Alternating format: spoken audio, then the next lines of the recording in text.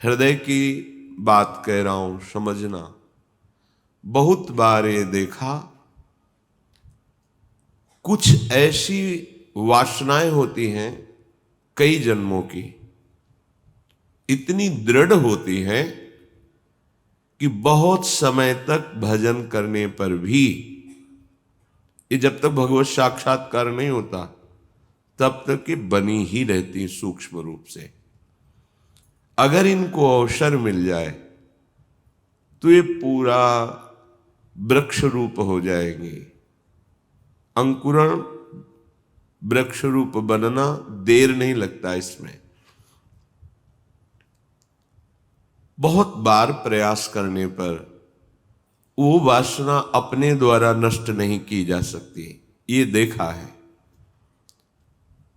उसके लिए गुरुदेव के चरणों में, आराध्य देव के चरणों में मन से बार बार त्राहिमाम बोलकर रोना पड़ता है।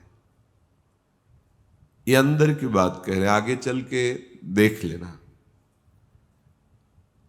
आर्त भाव से रोना पड़ता है, प्रभु हार गया, क्या करूं, कैसे करूं। चाह नहीं है पर वासना है। ये एक अजीब स्थिति साधन काल में देखी गई। मन से पूछ रहे तुम्हें चाह है, नहीं, पर अंदर वासना है। बड़ी अशांति का अनुभव होता। कैसे दूर होगी, क्या किया जाए। जो करना चाहिए वो तो करके हार गया, फिर भी वो जब हार गया तब पूरी दृष्टि प्रभु के चरणारविंद की तरफ गई। पर धैर्य पूर्वक, ये अनुभव की बात कहते हैं, बहुत काल तक तुम्हारा विश्वास, तुम्हारी श्रद्धा, तुम्हारा धैर्य टूटना नहीं चाहिए। कि हमने सैकड़ों बार प्रार्थना की, इतने वर्ष से मैं जल रहा हूं लेकिन मुझे शांति नहीं हुई, मेरा विकार नष्ट नहीं हुआ। धैर्य, ये शब्द याद कर लो। धैर्यवान रहना, विचलित मत होना, परिणाम में बिल्कुल निर्विकार हो जाओगे। पर वो कितना समय लगेगा ये प्रभु जाने। वो एक सेकंड में भी हटा सकते हैं। और अभिमान यदि गलित नहीं हुआ है तो कुछ समय भी लग सकता है, जलना पड़ेगा, अभिमान गलित होगा। जब आर्त भाव से पुकारोगे तब निर्विकारता की स्थिति प्रभु दे देते हैं।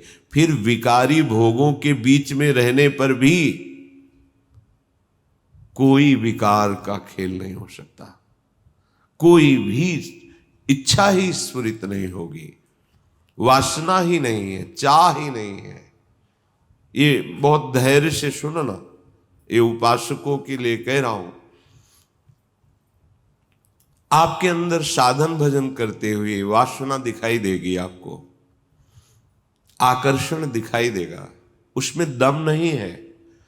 वो तुम्हें परास्त नहीं कर सकती, केवल भयभीत करती रहेगी। वो भी हमारी शरणागति में बड़ी सहायक होती है, क्योंकि सब साधन करने पर अहम पुष्ट नहीं होने देती। क्या अभी देखो ये है ना, क्या अंदर से प्रश्न, क्या ये मलिन वृत्ति है ना, तो किस बात की साधना, क्या साधक हो। तो हे नाथ, अब मार्ग दूसरा नहीं, सहयोग किसी से नहीं, अपनी बात किसी से नहीं कहना। प्रार्थना है, समझ लीजिए, आंतरिक बात कह रहा हूं। अपनी स्थिति की बात किसी से नहीं कहना कि आपके हृदय में कौन सी वासना कितना स्फुरित हो रही, किसी से भी नहीं, किसी से भी नहीं। और धैर्यवान रहना, विचलित मत हो जाना। उस वासना को बढ़ावा देने वाली कोई भी दृष्टि, वार्ता, चेष्टा मत करना। और कितना भी समय लग जाए, अपनी आस्तिकता नहीं हटनी चाहिए, विश्वास नहीं हटना चाहिए। बिल्कुल निर्विकार हो जाओगे, बिल्कुल। यह गुण साधन ते नहीं हुई, तुम्हारी कृपा पाओ कोई कोई। वो कृपा उसी को मिलती है जो आर्त भाव से बलहीन होकर प्रभु को पुकारता है, नाथ मेरे बस की बात नहीं रह गई, हर उपाय करके देख लिया। सच्ची मानिए, बहुत ये विचित्र सूक्ष्म बात है, अगर समझ जाओगे तो विचलित कभी नहीं होगे। नई अवस्था साधन मार्ग में बड़ी तीव्रता, जब देखा सूक्ष्म वासना हृदय में है। सावन का महीना था, जल पीकर सावन भर रहेंगे, देखते हैं वासना कैसे रहती है। कोई फर्क नहीं पड़ा उस पर। अन्न का त्याग करते हैं, कई वर्ष तक आलू गुड़ जो भी फलवश, कभी दूध मिल जाए, गंगा किनारे या गांव में सेव संतरा अंगूर केला, ये तो प्रश्न ही नहीं उठता। कुछ फर्क नहीं पड़ा। वो ऐसी सूक्ष्म स्थान पर बैठी रहती है अहम में कि उस पर कोई फर्क नहीं पड़ता। बड़े बड़े सात्विक अनुष्ठान करने पर भी उस पर कोई फर्क नहीं पड़ता। तभी गोस्वामी जी भी लिख रहे हैं, हौ हार्यो कर जतन विविध विधि अतिशय प्रबल अजय, तुलसीदास बस होई तबहि जब प्रभु पेरक बर जाए। बिल्कुल सिद्ध बात समझ लो। गंगा जी में खड़े होकर के आर्त भाव से पुकारते, प्रभु आप देख रहे हैं एकांत सेवन, आप देख रहे हैं संयम आहार, फिर भी ये वासना क्यों, फिर ये क्यों जला रही है? कोई उत्तर नहीं मिलता। पर दूसरा मार्ग नहीं, किसी का संग नहीं, किसी से प्रश्न नहीं। पता नहीं कैसी सलाह दे दे कि हमारा विश्वास, हमारा धैर्य विचलित हो जाए। नहीं, अपनी बात प्रभु से। प्रार्थना में बहुत सामर्थ्य देखी है। ये अंदर की बात कह रहे हैं, बिल्कुल समझ जाना। ये इसलिए कह रहे हैं, ये मार्ग बहुत फिसलन वाला मार्ग है, बहुत संभाल संभाल के कदम रखने। अंत तो गत्वा ये आया कि हैं हम आपके, जैसे भी हैं वैसे आपके। अब आप देख लो, जैसे रखना चाहते हो वैसे रखो। नाथ मैं हार गया हूं, आप देख लो। कब वो चली गई पता ही नहीं चला। जिससे हम लड़ते रहे, जिससे हम जलते रहे, जिसके लिए हम साधन करते रहे, नहीं फर्क पड़ा। और जब उनके भरोसे छोड़ दिया, कब वो वृत्ति चली गई पता ही नहीं चला। इसीलिए बात कल चिंतन में चल रही थी कि अगर कोई समझ पाए तो इसे जरूर बताएं कि ये करने से नहीं होता, ये होने से होता है। बस देख लिया, मैं आपके बनने योग्य नहीं हूं, पर जैसा हूं आपका हूं। देख लो प्रभु, आप राजी हो तो राजी, मैं जलता रहूंगा, कुमार्गगामी नहीं बनूंगा, अन्य अवलंबन नहीं लूंगा, जलता रहूंगा। आप राजी हो मेरी जलन में, जीवन भर जलाते रहो। आप देख लो, अब मेरे बस का नहीं रहा, क्योंकि वो सूक्ष्म ऐसा कि वहां कोई प्रहार ही नहीं पहुंच रहा। अंतःकरण की अहम के महल में सूक्ष्मता से वो रह रहा है। जो भी करो वो बहुत पुष्ट हो रहा है। केवल हटा या हटेगा या हट रहा है तो प्रभु की कृपा से। इसलिए बड़े बड़े महापुरुषों के वचनों में दैन्यता और कृपा शब्द आता है। दैन्यता को हम तुच्छा परम मधमा, कृपा हेश वृंदावनस्य, ये वृंदावन की महिमा, ये वृंदावनेश्वरी की महिमा, वृंदावनाधीश्वर की कृपा। ये अंदर से कह रहा हूं, समझ लो, एकदम समझ लो। धैर्यवान रहना, विचलित मत होना। ये न सोचना कि इतना समय हो गया अभी नष्ट नहीं हुआ, बिल्कुल नष्ट हो जाएगा, पता ही नहीं चलेगा। जैसे आप कब जवान हुए, कोई तारीख, कोई तिथि, किस दिन आपकी दाढ़ी मूछ उगी, आपने समय तारीख, ऐसे वो घड़ी भी याद नहीं रहेगी कब आप निर्वासनिक हो गए। कभी स्मृति में आएगा, अच्छा ये तो बहुत वर्षों से जलाया, वो तो अब ढूंढे भी नहीं मिल रही वृत्ति, गई। देखो प्रभु की कैसी कृपा हुई, ऐसा अनुभव होता है। श्रीपाद कह रहे कि शास्त्र और गुरुदेव के वचन करोड़ों बार समझाए जा रहे, तुम्हें समझ में नहीं आ रहा। जिससे लोक निंदा हो, ऐसी चेष्टाएं, ऐसे आचरण, तुम क्यों संयम में नहीं रह रहे? देखो, इतना तो है कि हृदय जल रहा है, पर चेष्टाओं पर अंकुश होना चाहिए। हृदय में चाहत जला रही है संसार के भोगों की, पर हम बाहर से संयोग नहीं होने देंगे। तो उससे क्या होगा? वो क्रमशः हर बार कम होती चली जाएगी, शांत होती चली जाएगी, पर पूर्णतया निर्विकार स्थिति ये भगवत कृपा से होती है। मनागपि च नोत्सहे हत मनो युवत्या हृतम निरोधुमत ईदृशम किम विताश वृंदाटवी। ए भाई, अपने भाग्य को नीचा मत गिराओ।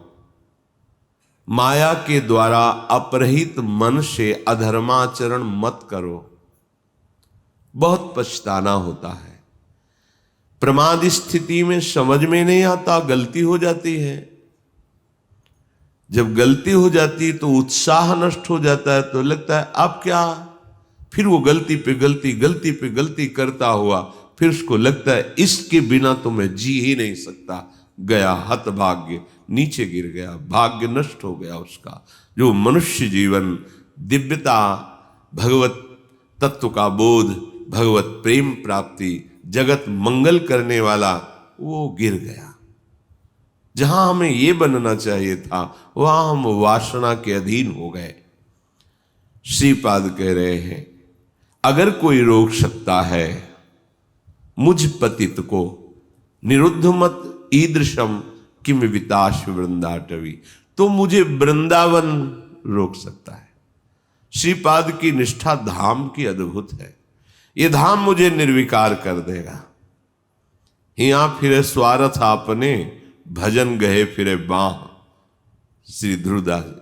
वृंदावन का जिसको अनुभव हुआ, तो देखा है कि वृंदावन का आश्रय ले ले तो धीरे धीरे वो हृदय को निर्विकार कर देता है, प्रिया प्रीतम में कर देता है। यहां से बाहर जो आते जाते जन अनुभव करें, यहां एक आते ही एक दिव्यता है, एक अलौकिक निर्विकार की स्थिति अपने आप यहां है।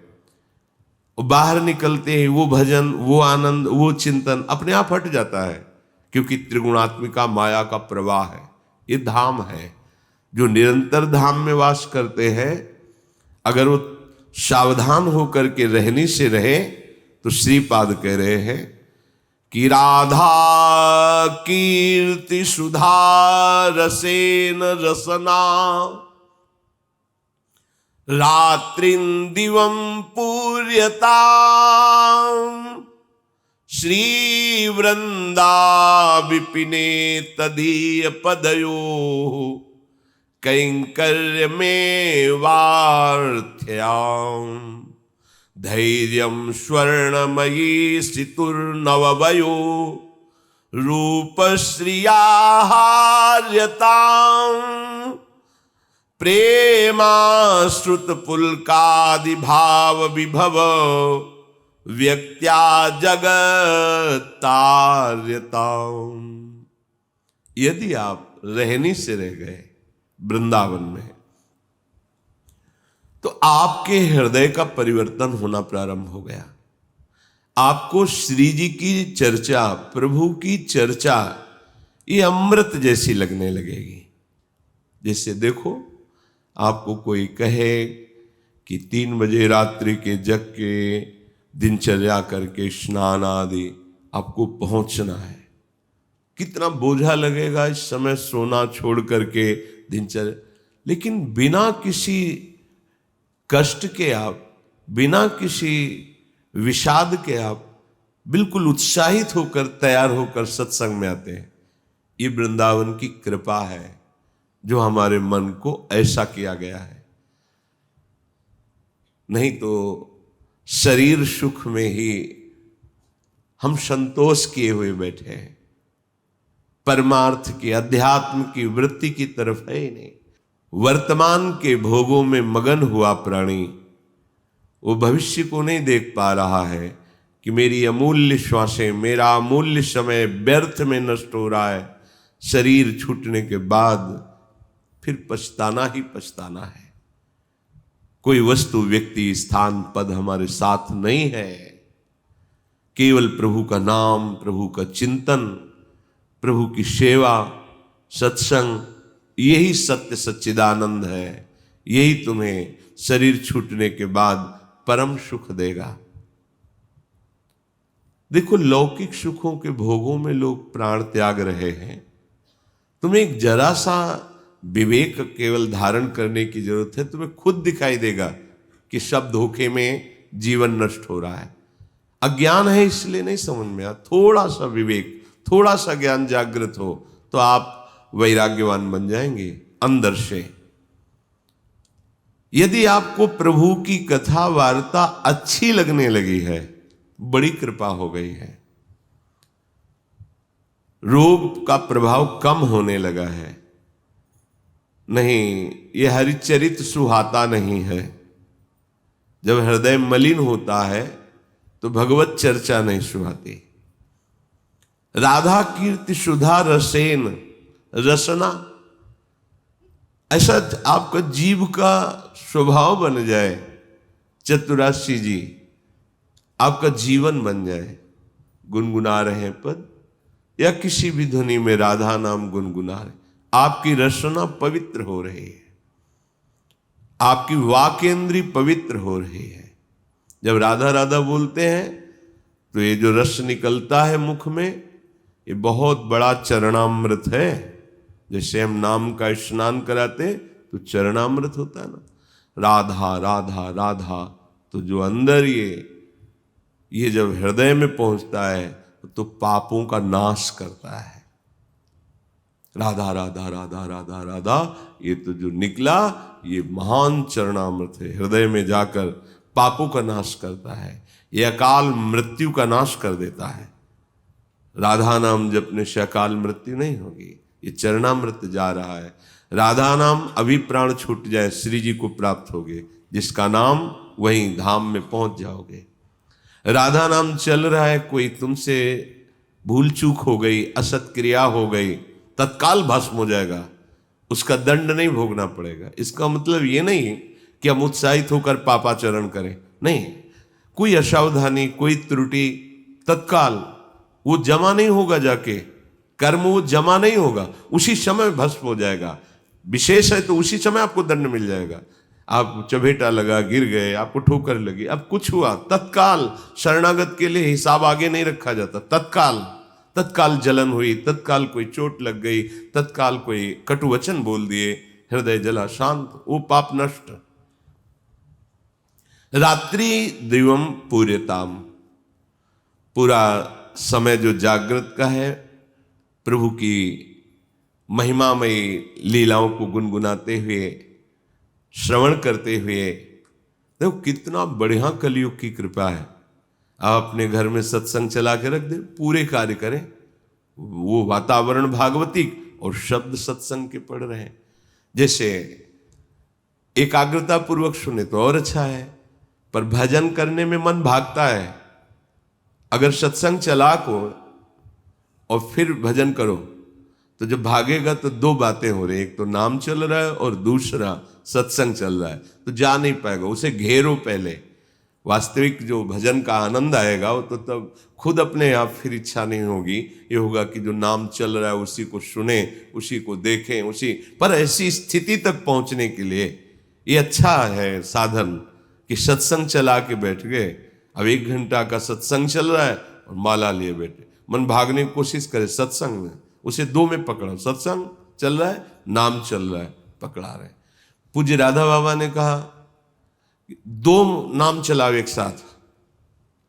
कितने प्रवीण महापुरुष हैं, एक तो चल नहीं पा रहा, वो कह रहे एक और अलग अलग बाबा की अलग अलग महापुरुषों का चिंतन होता है कि जैसे हम जप रहे हैं ये नाम और चिंतन मिला रहे हैं मंत्र। अब भागेगा तो कहां भागेगा?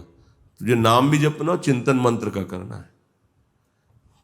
चल रहा है मंत्र, चिंतन राधा नाम, देखो एक ही में नहीं टिकता है तो दो, कितने प्रवीण भाग तो भाग, काम भाग के जाएगा, घेरते हैं। तो चलो अपने में इतनी योग्यता नहीं है कि एक साथ, तो फिर सत्संग है, प्रभु की छवि सामने रख लो, बार बार निहारते रहो, इसको डबल लगाना पड़ेगा।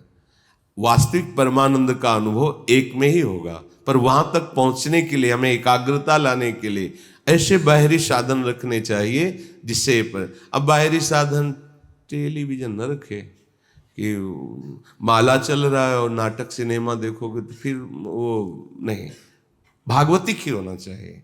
कोई भगवत प्रेमी महापुरुष के वचन या प्रभु की छवि रखें, बार बार नक्श सीख लो, अंग माधुरी देख रहे हैं, नाम जप कर रहे हैं या नाम जप चल रहा है और किसी पद की पंक्ति को बार बार भाग नहीं पाएगा, जैसे घेरा जाता है। भोजन के समय हमने देखा कि मन जो है वो छोड़ने की चेष्टा करता, अभ्यास के समय तो इसे बड़े पद में फंसाया, पद कंठस्थ तो बड़े पद में शुरू किया। अब आराम से पूरी पद में दृष्टि, क्योंकि बड़ा पद भूल जाएंगे तो भूल जाएंगे, फिर आराम से पा रहे और पद पूरा चल रहा है। धीरे धीरे ऐसा कि कवल उठाते ही पद चलने लगे। अब 1 घंटा लगे प्रसाद पाने में, आराम आराम से पा रहे हैं, पूरा पद चिंतन करते हुए। जहां हमें लगे कि हमारा भजन छूटता है वहीं से पकड़ाओ, मन को पकड़ाओ, कोई पद पकड़ा दो, कोई भजन पकड़ा दो, कोई ध्वनि पकड़ा दो। एक बार ये पकड़ लेना, फिर इसका स्वभाव है ये बार बार उसी को पकड़ता है। जैसे हमने विषयों को पकड़ा दिया तो बार बार विषयों में जाता है। प्रभु की भक्ति के अभ्यास में लगा दे तो ये इसका अभ्यास करने लगता है।